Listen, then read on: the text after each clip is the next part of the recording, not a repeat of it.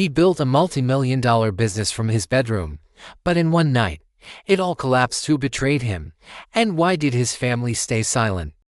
In the spring of 2012, as the world still licked its wounds from the 2008 financial meltdown, Thomas Lane, a lanky 22-year-old from a cramped Chicago apartment with creaky floors and flickering lights, sat hunched over a second-hand laptop, its fin whirring like a tired engine. I was his roommate back then, a 23-year-old delivery driver hauling pizzas through rain-soaked streets, barely scraping by to cover rent, one rainy April night.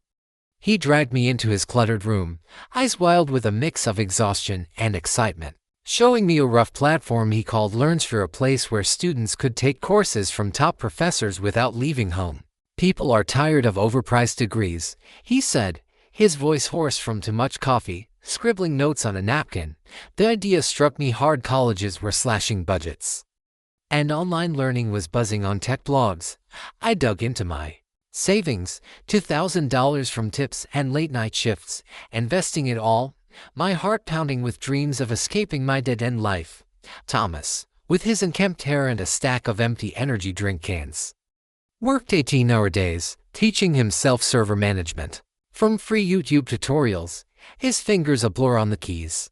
I pitched in, testing the site's buggy interface and cold calling small community colleges, my voice shaky but determined. The first breakthrough arrived in October 2012. A gritty memory etched in my mind. A community college in Illinois, desperate to cut costs, signed on for a custom course package, wiring $300,000 to our shaky bank account. I remember Thomas staring at the notification on his cracked phone screen, his hands trembling as if he'd seen a ghost, while I whooped loud enough to wake the building's grumpy landlord. We were broke kids turned accidental entrepreneurs overnight. He refined the platform, adding live chat features and video upload tools, often crashing the server in the process, while I handled a flood of customer emails, learning tech support on the fly from Google searches. By early 2013, word spread on education forums like wildfire, and we hit 50,000 users, mostly students, freelancers, and a few curious teachers. I felt the adrenaline rush, my $2,000 now worth $4,000. And we celebrated with cheap beer in the kitchen, clinking dented cans as Thomas sketched ambitious plans on a whiteboard, his handwriting a chaotic mess. My sister Laura, a graphic design student with a knack for bold colors, joined to redesign the interface. Her first paycheck a modest $500, feeling like a lottery when she couldn't stop bragging about to our parents. The real climb began in mid-2013 when a local tech incubator, impressed by our grit, injected $2 million for a 20% stake, their check feeling like a golden ticket. Thomas rented a small office downtown, a space with peeling paint, leaky ceilings, and big windows that let in harsh sunlight. And we furnished it with second-hand desks scavenged from Craigslist and a coffee machine that broke every other day, forcing us to brew in a pot. I transitioned from delivery to full-time manager, tracking user data on spreadsheets and negotiating with schools, my hands smudged with ink from late-night printouts. Late nights became our norm. Thomas coding until dawn, his eyes red-rimmed, me sorting contracts while the hum of laptops filled the air, punctuated by the occasional crash of a server overload. We hired our first employee, a quiet coder named Mike, who fixed bugs with a calm focus, and by late 2014, LearnSphere boasted 1.5 million users, partnerships with 5 universities across the Midwest, and a valuation of $20 million. I watched Thomas sign a $500,000 deal with a state college, his signature shaky but proud, the room buzzing with applause from our small team. My investment soared to $10,000, a sum that felt like a fortune, and we threw a party in the office, hiring a local band whose off-key notes mixed with laughter and clinking glasses. Laura's logos won design awards, catching the eye of investors who now called Thomas a pioneer, his name popping up in trade magazines stacked on our cluttered desks. Life shifted gears fast. Thomas traded his beat-up bike for a used SUV, engine sputtering as he drove us to meetings, and I moved out of the apartment into a rented place with a view of the Chicago skyline, a luxury I'd never imagined.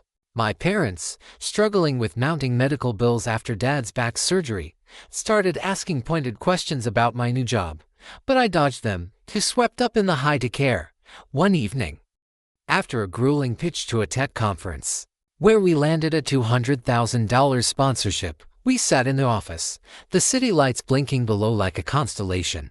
Thomas leaned back in his creaky chair, saying, "We're just getting started, this is the beginning." And I nodded, my future tied to his vision, the clatter of keyboards a comforting rhythm.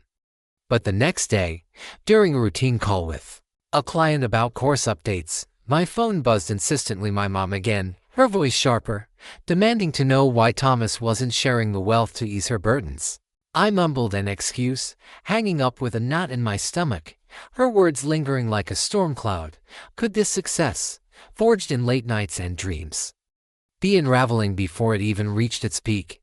And would my family pull me into the mess? By the sweltering summer of 2016, Thomas Lane's LearnSphere had cemented itself as a rising star in online education, its user base swelling to 2.5 million students and professionals, with the company's valuation climbing steadily to $30 million, a figure that felt surreal given our humble beginnings. I was entrenched in the grind, now a project manager overseeing a team of 6, my initial $2,000 investment having ballooned to $15.00 as LearnSphere secured lucrative deals with major universities across the Midwest. The office hummed with a frenetic energy. New hires tapped away at keyboards, the scent of burnt coffee wafting from an overworked machine that sputtered more than it brewed, and Thomas paced the floor, his voice hoarse from back-to-back pitches to investors. We'd just landed a $700,000 contract with a California school district, a deal brokered after weeks of late-night strategy sessions, and the celebration that followed was electric.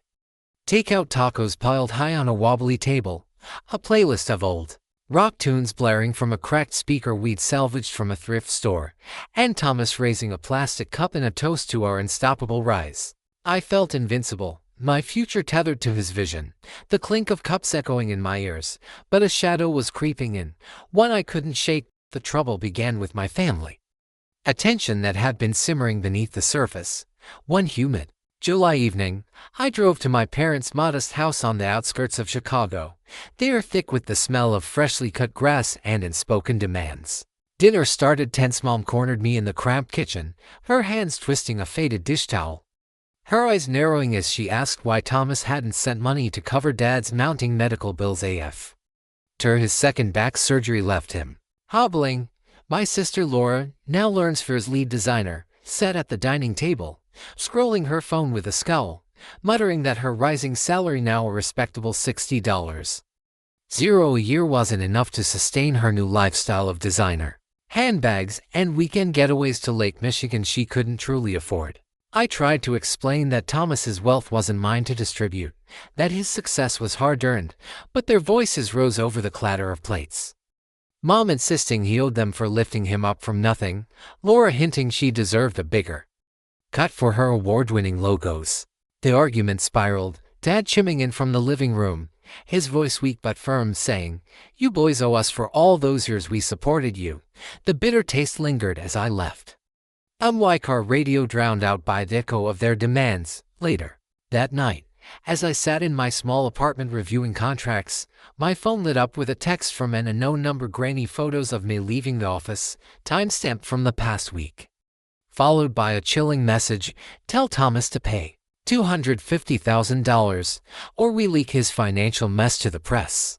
My heart sank, my fingers trembling as I zoomed in on the images. Someone had been watching me. Laura's name flashed in my mind. Her access to sensitive files and her recent mood swings made her a suspect. I called Thomas the next morning, my voice shaky, and he pulled me into a cramped conference room. They are stuffy with the smell of stale coffee. Investors are jittery, he admitted, rubbing his temples, his usual confidence fraying. The global push drained us. Some books don't add up, and I've been covering gaps with personal loans. I spilled the family threats, and his expression darkened. He suspected Laura had been skimming data, maybe even sharing it with outsiders for leverage. That evening, she called, her voice cold and clipped, demanding the money or she'd sell LearnSpheres and batch code to rivals, a move that could tank our platform. I pleaded with her, my voice cracking as I begged her to think of our family, of Thomas's dream, but she hung up, leaving me torn between loyalty to my friend and the blood ties I'd grown up with. The office grew tense over the next week, whispers of a potential leak spreading among the team like a virus. I spent nights double-checking files, my hands shaking over the keyboard as I traced user access logs. Finding Laura's name linked to recent downloads. One afternoon, Mike, our quiet coder, pulled me aside, his voice low, saying he'd noticed unusual server activity. Someone had copied proprietary algorithms. My stomach churned as I confronted Laura at home that weekend, her eyes dodging mine as she claimed it was just research, but the doubt gnawed at me, a pit growing deeper. The next morning, an email from a competitor hinted they knew our next move, proof the breach was real, their pitch mirroring our unpublished strategy. Thomas called an emergency meeting, his face pale as he admitted the financial strain in paid invoices, investor pullouts, and now this leak. I stood there, my mind racing, torn between protecting Thomas and facing my family's wrath. Could this be the crack that shattered our empire? And would Thomas's dream collapse under the weight of a betrayal I couldn't stop? Or would I have to choose a side that might cost me everything? By the bleak autumn of 2019, Thomas Lane's Learnsphere stood on the edge of collapse, its once thriving platform reduced to a hollow shell of its $30 million glory. Battered by a scandal that ignited like a wildfire across the tech world in the spring, I was still clinging to my role as project manager, my $15,000 investment now a pitiful shadow of its peak, dwindling to a mere $2,000 as the company hemorrhaged users and cash with each passing week. The office, once a vibrant hub of ambition with its open layout and towering windows that framed the Chicago skyline, had transformed into a ghost town. Desks sat abandoned, papers strewn across the floor, the coffee machine unplugged and gathering dust, its stale aroma replaced by the musty scent of forgotten dreams. Thomas paced the worn carpet, his hair streaked with premature gray, his voice hoarse from endless calls with lawyers and creditors, desperately trying to salvage what scraps remained after a data leak exposed financial irregularities, pinning the blame squarely on his shoulders. The news broke hard in March 2019, a scathing article in a prominent tech journal alleging mismanagement and fraud. Its accusations fueled by leaked documents that traced back to Laura's workstation, each line a dagger to our reputation. I felt the weight of it all, my stomach twisting into knots as I watched our empire crumble, my own savings evaporating with each unpaid invoice. The silence of the office a constant reminder of our fall. The fallout with my family erupted like a long dormant volcano, a storm I couldn't evade. One rainy April evening, I drove to my parents' weathered house on the city's outskirts, the wipers slapping rhythmically against the windshield, my mind a tangle of anger and dread. I confronted Laura at the door, her eyes avoiding mine as she clutched a half-empty glass of wine, its red stain mirroring the flush on her cheeks. It wasn't my fault, she insisted, her voice trembling with a mix of defiance and guilt, claiming she'd only shared the files with a friend to prove her design skills, unaware they'd sell the data to a rival for $100,000. Mom burst into the cramped living room, her face flushed with rage, shouting that Thomas owed them for the sacrifices of raising him, her words punctuated by the clink of dishes as she slammed a pot onto the stove. Dad, still recovering from his second back surgery, hobbled in, his voice weak but insistent, muttering about needing the money for his painkillers and the mortgage they were struggling to pay. The argument escalated into chaos, plates crashing to the linoleum floor as I yelled back, my voice breaking with frustration, that I'd lost everything to my investment, my trust in Laura, my sense of peace. I stormed out into the downpour, the rain soaking my shirt and blurring my vision, but the damage was irreparable. The family rift was a gaping wound that no apology could mend, their demands echoing in my ears. Back at the office, the situation deteriorated with alarming speed. In June 2019, regulators descended like a swarm, seizing servers and freezing bank accounts after the leak triggered a class action lawsuit from affected universities.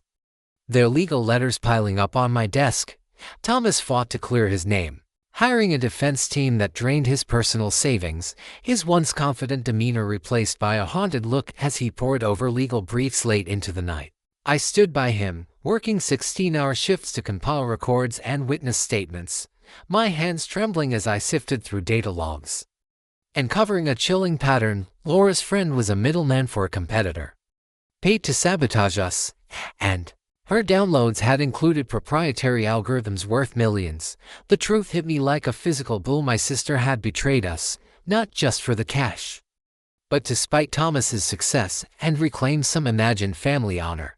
By early 2020, as the pandemic loomed, Learnsphere filed for bankruptcy, its user base plummeting to 500,000, and Thomas walked away, his reputation in tatters, his SUV repossessed, while I was left with a $2,000 loss and a friendship reduced to ashes. The office closed its doors, its windows dark and lifeless, and I moved back to a cramped rental near the old tracks, the constant rumble a stark contrast to the silence of my shattered dreams. Yet from the ashes, a flicker of hope emerged. Mid-2020, as the world grappled with lockdowns, I pooled my remaining cash, barely $500, with Mike, the quiet coder who'd stuck by us, to launch a small tutoring app called TeachNow, targeting high schoolers stuck at home with spotty internet. It was a humble start, coding in my living room amidst stacks of old textbooks, the hum of my laptop the only sound, but the demand soared as schools shut down, and by late 2020, we'd hit 10,000 users, a modest but growing number. One dreary November afternoon, sorting through a box of old files in my closet, I found an email from Thomas, dated months earlier, confessing he'd suspected Laura's involvement but hadn't acted, hoping to shield me from the pain. The revelation stung deeply. His silence had cost us both our livelihoods, yet it also sparked a resolve to move forward. I called him that evening, our first conversation in months, his voice weary but tinged with hope as he suggested a partnership to rebuild.